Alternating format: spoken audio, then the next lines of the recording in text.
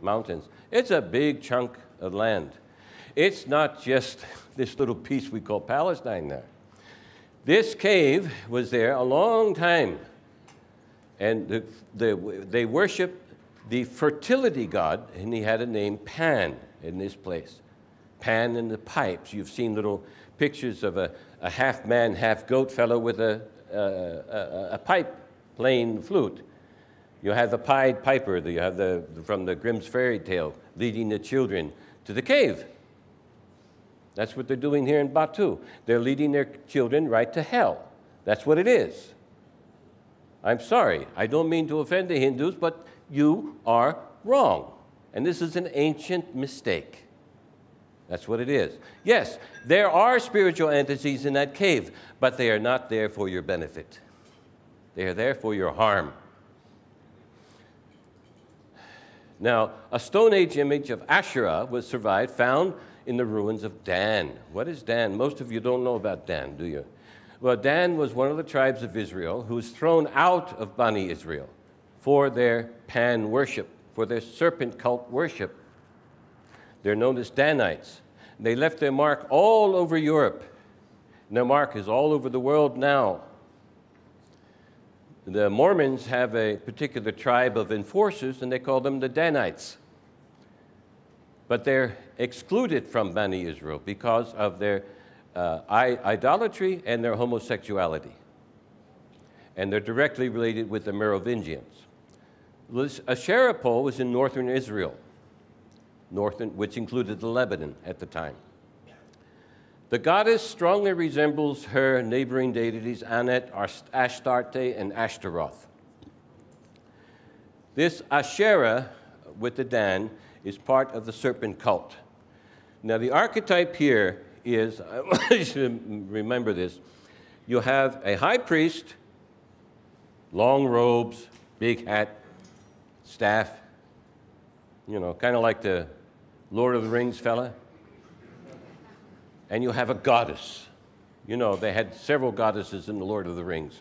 These Lady of the Lake, the Lady of the Forest, you know. They called them the elves. These elves are real. There is a real race. It belongs to the dragon cult bloodline. And they stand behind the leaders. They're magicians. They're magi. Okay, next slide, please. Dan shall be a serpent. This is from the Old Testament, the book of Torah. Dan shall be a serpent, an adder by the way, and a viper by the path. This was after Dan committed fornication with Pan. In the Old Testament, now Torah, they called idolatry fornication. Why? Because you're worshiping a false god. And that's what they did. Ephraim, another one of the sons of Prophet Yusuf, came to be identified with northern Israel and Dan. And the Torah says, let her alone, because she's an idolater.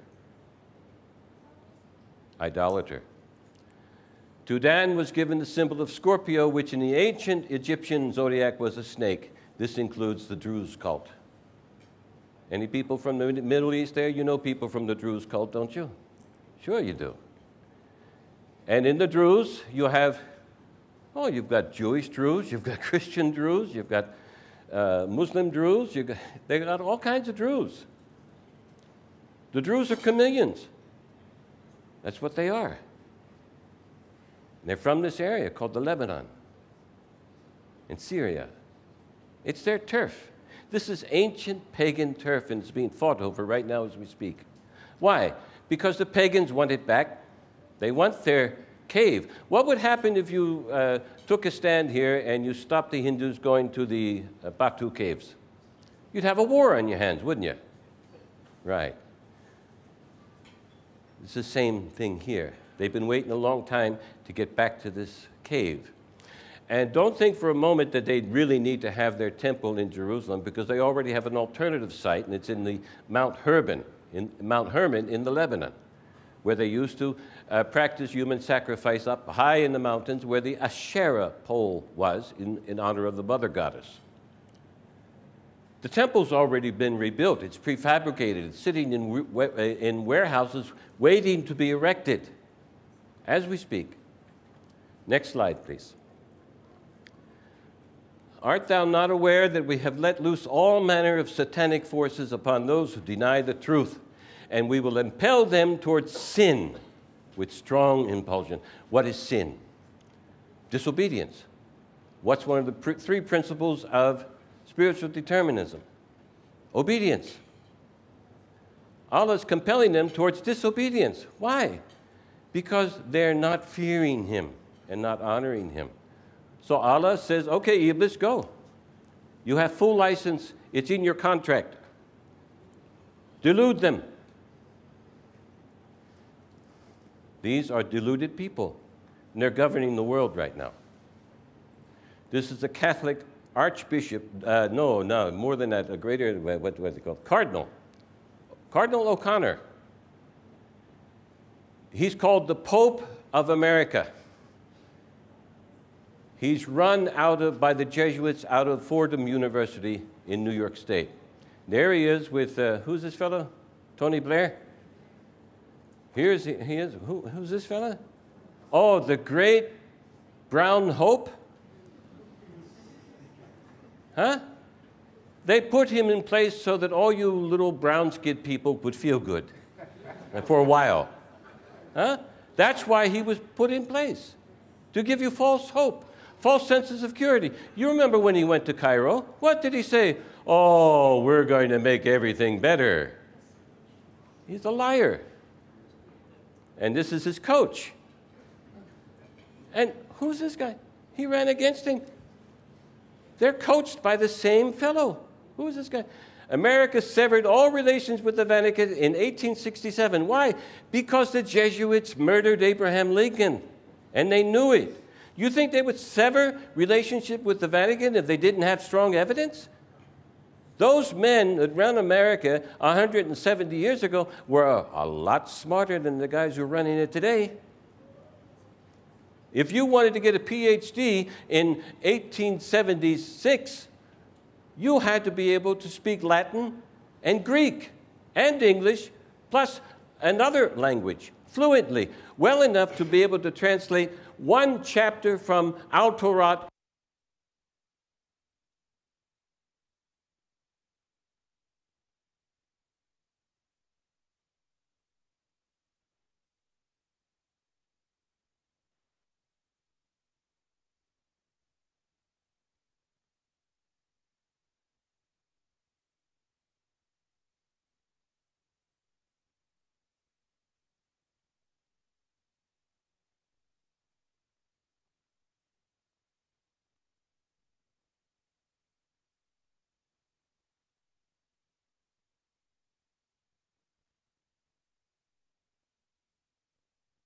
Earth. And Mark is going to hold him in his right hand. He's going, where are the kings of the earth now? Where are they? This is Kabil's curse. So this is the archetype I'm painting for you. I told you I would give you an archetype so you can discern evil. This is it. He was branded so that men would be loath to kill him, slow to kill him. He became a shaman, practitioner of magic.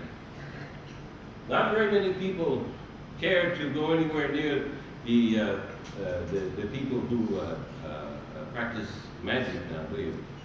How many people here are ready to kill a Bomo for God? Huh? Not many of you. Why? You're afraid. You're afraid of the Bomo. You're afraid he's got a student someplace who's going to cast a spell on you, or maybe his wife. You're afraid of the chief pirate who's protecting him. Wherever you see ignorance, wherever you see poverty, you will have shamans, and you will have a homeless pirate living behind high walls. That's what happens. All right? Now you have a picture of evil. This is an archetype. It's all because Kabil killed his brother for what? Selfish reasons. Next slide, please. So, what did Cain have to do? He's exiled now. He's no longer in fellowship with the family of Adam. The prophetic stream, he's been exiled. He's no longer having fellowship, communication, or guidance from Allah. So what can he do now on the earth? He has one thing. He subverts any host colony that he gets to. He's a subverter. That's what he does. That's what his children do. They subvert people who are apathetically kind-hearted. That's what they do. They get your pity and then they subvert you. They're real sociopaths. They're psychopaths. They have no feeling for you. No feeling for your benefit, no feeling for your heart. But they're very good at pretending that they do. Especially for flag wavers. Okay? I hope you're getting this. Now, he has to persuade, he has to lie to any host colony, and he has to tell them, hey, I'm a Canaanite. I really know what's good for you. If you follow me, you're going to have progress. You've heard that, haven't you? In most of your political speeches, progress. Progress. I know women in this country are putting their brothers through religious school by earning their money as prostitutes. Is that progress? Huh? No. No. Exact opposite. But it looks like progress, doesn't it? I know women, my wife has told me, because she's gone into the bathroom, the toilets, in this country. She's from Thailand. She said, Papa, she calls me Papa, she said, these young ladies, they go in, they have hijab. They come out, no hijab. And they look sexy. That's hypocrisy. In practice. In your country. Under your nose. Where's the office of Al-Hizbah? Oh, that's another topic. Okay. So, he has to lie and say, I'm your man. What did the Prophet say? The best guy for the job is the one who doesn't want it. Right?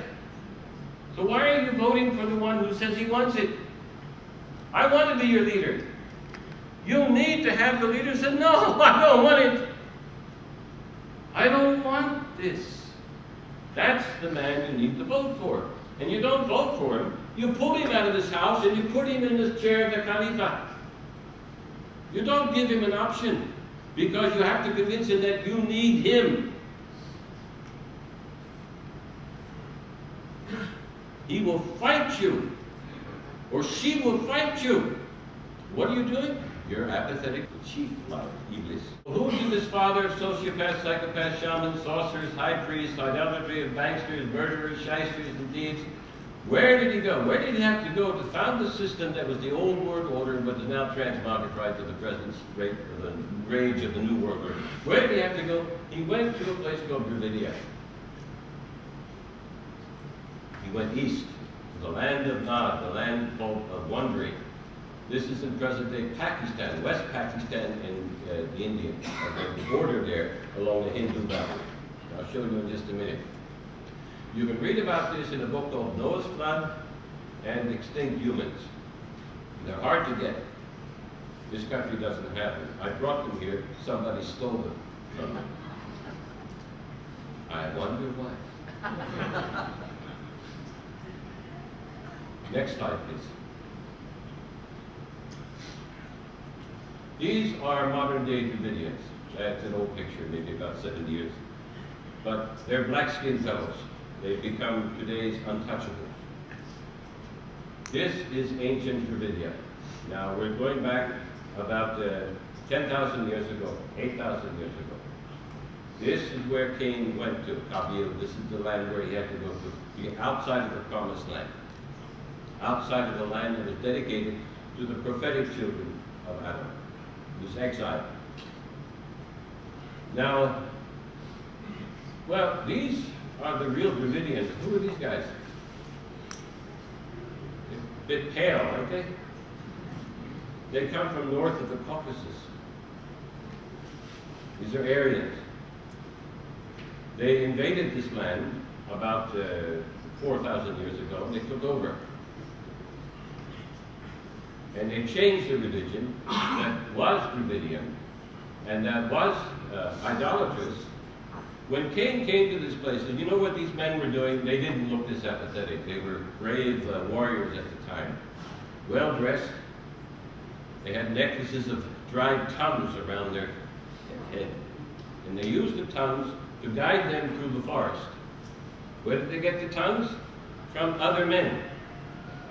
They wanted to carry the spirit of the other men to help them against the beast in the forest, so the tiger wouldn't eat them.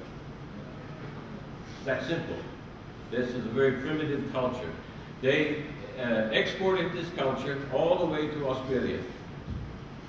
These people have more in common genetically with the Australian Aboriginal than they do with, these gods and goddesses here. Okay? So this is this area. Now, if we go back to about 8,000 BC, these, in less than 8,000 BC, something happened round about then, because this area suddenly transformed from this culture to a city culture. It just happened almost overnight.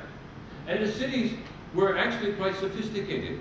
They had paved streets, they had a fleet, they were involved in commerce, they even had indoor plumbing. Next slide, please. So something happened there. This is my studied hypotheses.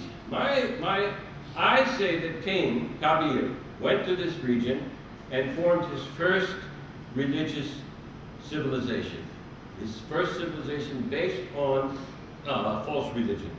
And he took these people and got them worshiping like this, got them all dressed up, got them a little bit concerned about their welfare in a different manner. He convinced them that they were going to have progress under his guidance if they worshiped his goddess and allowed him to choose the next human sacrifice.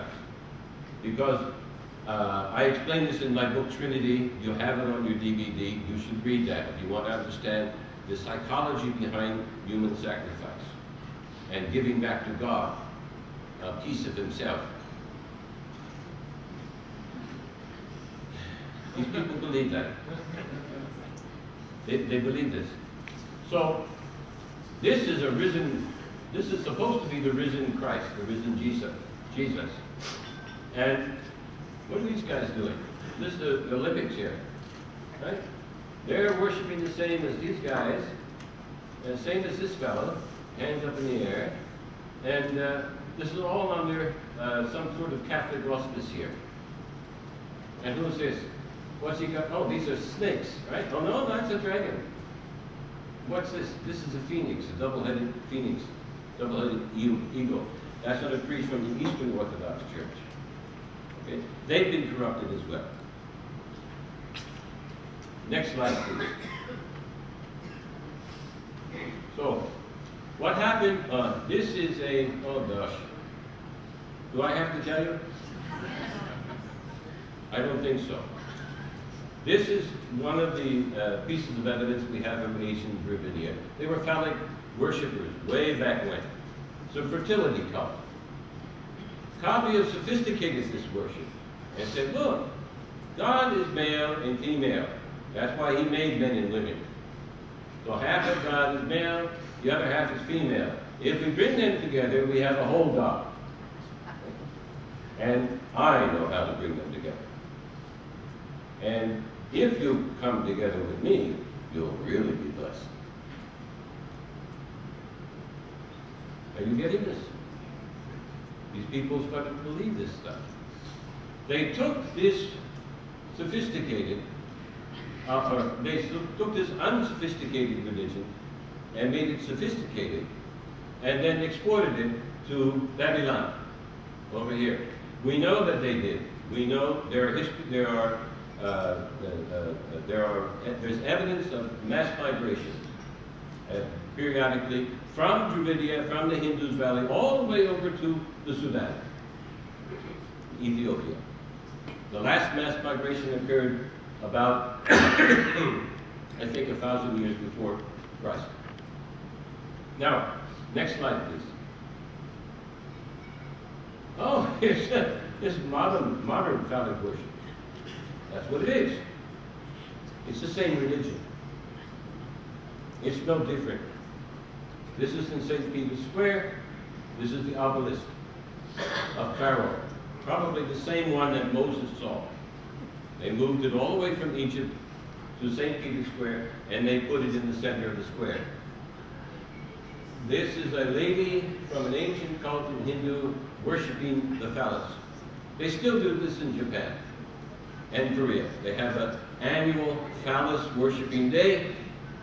The women create a giant phallus and they carry it on their shoulders, marching down the street. They even lick phallic-shaped ice cream. Yeah, they do this to this day.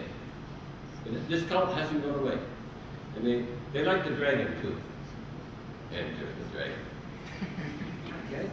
So this is ancient Egyptian phallic worship. Here it is again. Oh, what are they doing? Same thing that the Duke and the Duchess did, huh? In the Olympics, so that 2 billion people could see them.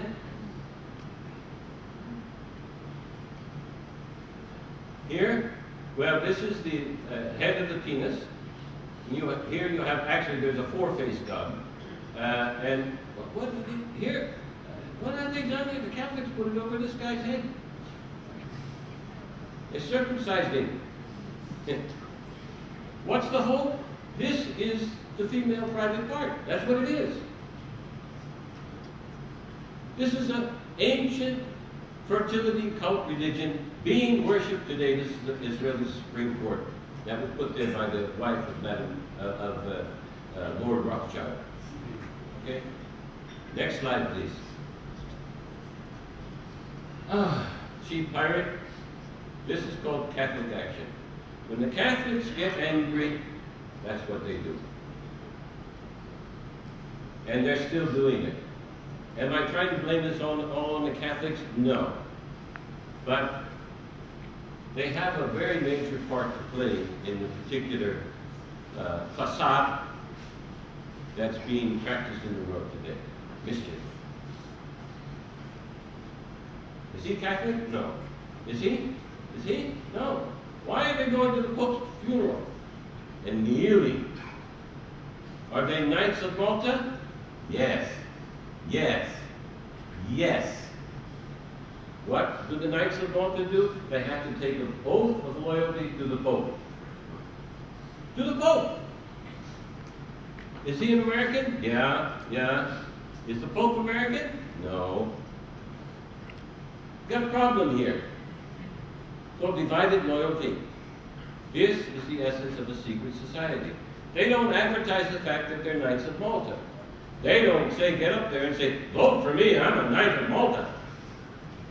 They don't say that. They say, vote for me, I'll make your life better. I'll guarantee progress. Right? Next. Oh, yeah. They're Polarists. George Bush called the prosecution of Muslims a crusade. He used that word. That was not a Freudian slip. That was a word that means serious. Okay. Here's a picture of Madam Clinton. Here's another picture of her. But here's what she really looks like. What's going on here? This is propaganda. Okay? And what's this? These are dragons. You see? That's what they are. And what is this? This is the star of Ishtar from Babylon, from the dragon cult. These are called memes. In modern academic, psychological, political, scientific terms, it's called a meme. M-E-M-E. We'll talk about this later. Next slide, please. Pablo Picasso put these memes in a very famous painting. I'm going to show you. Next slide. Here we have. We have a bull here. We have a right hand here. What's in that? You can't see very clearly, but I put it up here. What's that? That's a pentagram. It's a pentagram in the palm of the dead crusader. Broken sword. What's on his right arm? Right forearm? The cross.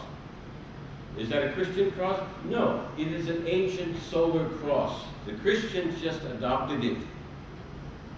It was never Christian. Matter of fact, there is no such thing as Christianity. It's just the same old pagan worship given a new name. That's all it is. And I don't mean to I don't mean to be inflammatory. I don't mean to insult Christians.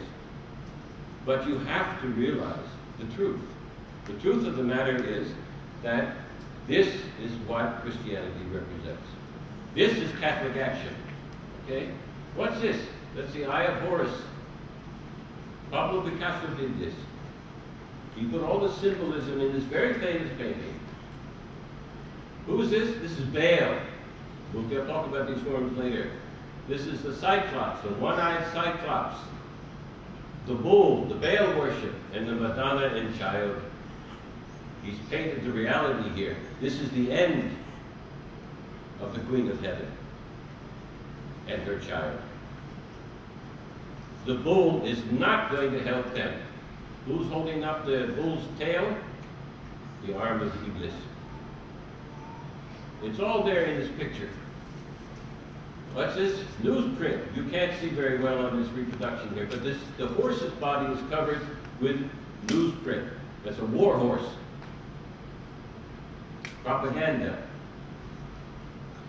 Pentagram in the arm. Okay, there's other symbolism here, but we don't have time to get into that. And this fellow's being devoured by the beast. That's the apathetic, ignorant, stupid man on the street. Okay? Being devoured. That's what's happening. Next slide, please. Here's El Cid, Antithetra. Nobody in his right mind gets dressed up like that to go to war and celebrates it. Nobody in their right mind does this. People in their right mind, this is what they do. All right? Now, he's sitting there, yeah, somewhere he's probably got a rifle, or maybe a gun, or a sword. He's ready for war, but he's not celebrating it. Okay? There's a difference. Next slide, please. Natural expressions of fitra. These kids are from South Sudan. They're Christians. They're starving. But look at natural fitra. Look at it. This is truly human. This is truly human. This truly human. Next slide. Not this. This is not human. Who is that? This is from Babylon. 10 minutes, okay, thank you. This is from Babylon. This is the wife of Iblis. Jinn. She has a name called Lilith. Others call her the wife of Baal or Ishtar. That's where we get the word star. This is not human, this is a jinn. We have here the symbols for sexual magic in her hand. We have the owl of you know the story of the Grail and Merlin and King Arthur. Merlin always had an owl on his shoulder. Okay, so this is where the owl comes from. The owl of the Bohemian Grove elitists. They have a big 30-foot statue of an owl. And they go there, these are the rich people in the world who govern in your countries. They go there to worship this owl every summer and to make their plans. And there are other things take place there too. And these are the lions of Sybil, the mother goddess of ancient Turkey. mother goddess of ancient Turkey, who was taken by Constantine the Great to Istanbul when he changed it to Constantinople. He took the statue of Sibyl and her lions, set her up as the mother of Isa. He had the sculptors come in and refashion her a little bit and turn her into the mother of Jesus. That's what he did. That's Constantine, your Christian emperor. Huh? Are you Christians listening to me? I hope you do, because you need to understand the truth about your religion. It is false. Sorry to say that. It's a false religion. But your intentions are good. Are they not? Yeah, their intentions are very good. Except those who wish to practice the crusade. And they get into an airplane and drop firebombs on the children and the brothers and sisters that we have in other Muslim lands. And they'll do it here too, when they're ready. Right now they're getting ready to take Thailand. Did you hear what happened in Thailand the last few days? You should. You should know about these things. Because it's done in your name. In the name of Islam. Next slide, please. See, I try to keep up with current events. Why? Sheikh, it was a command, is it not? Yes, it's a command for us to be aware of current events. How do I know? My daughter, who's in Thailand, called me. Tell me, Papa, don't tell anybody Mama Thai lady because they killed her short. That's how afraid they are of you. Huh? Yeah. This is going on right now, and it's being done on purpose. In your name. So, this is Babylon now. This was Babylon a century ago. Saddam Hussein was rebuilding it. Why? Why? This is Babylon. These are American troops approaching Babylon in 2002. This is the city for the kings of the earth, the one-eyed Babylonian cult. Next slide, please.